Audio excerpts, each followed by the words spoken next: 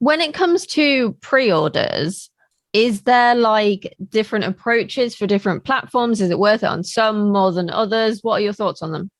Yeah, so a key thing about pre-orders that authors need to be aware of, especially if they've moved from exclusivity with Amazon to other platforms, is the other retailer's sensitivity of the actual publication date. The publication date of the book properly is the original time the book first appeared anywhere in that format. So if you were exclusive to Amazon in 2020, for example, and you're publishing in 2022 to Apple, you don't put April 2022 for the pub date, you put April 2020 for the pub date. Retailers get really annoyed because they don't want their customers to feel lied to. Yes, the book is new to the platform, but the book itself in the industry is not new. So that's a key thing in terms of thinking about pre-orders. Now, Apple and Kobo have some great pre-order opportunities. And when you purchase a pre-order on Apple, you get a hit the day the customer purchases it, and then you get a hit on release day. On Kobo, you get a double bang for your buck on the day it was pre-ordered. Meaning you get it's almost like I think of Dungeons and Dragons. You get the 2 times bonus on the die or whatever, +2 bonus. It's a 2-time bonus on the strike. That it will increase the magnitude of the effectiveness of the sale twice as much as it would normally do on a regular sale. And the reason Kobo does this is they figure if somebody's willing to hold their credit card against a book that's not coming out for months, we should pay more attention to this book. It's probably worthy.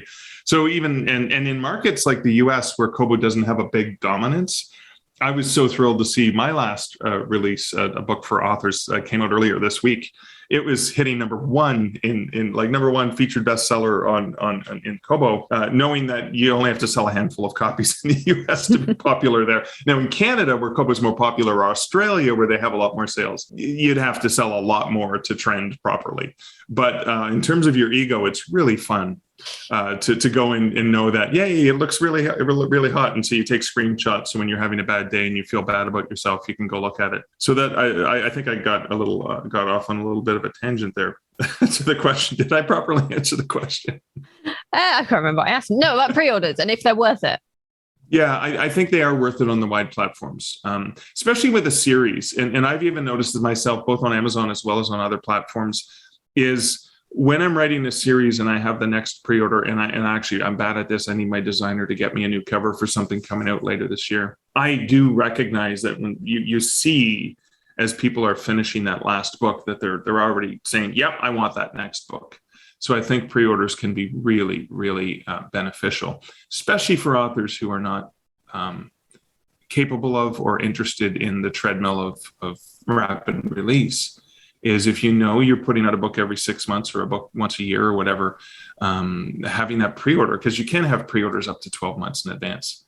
And on most of the other platforms, you can change the pre-order date without a penalty. Now, if you bring the pre-order date forward, there's no penalty from everyone because you're delivering earlier than expected, and that's a better place to be. If you have to push it back out, I do know, I was talking to the folks at Barnes & Noble. They're not happy with it because it causes a whole bunch of systematic issues related to the credit card, right? So when they secure the credit card, when you move the date, that may change the terms and conditions. So they may actually lose some pre-orders, and nobody wants that.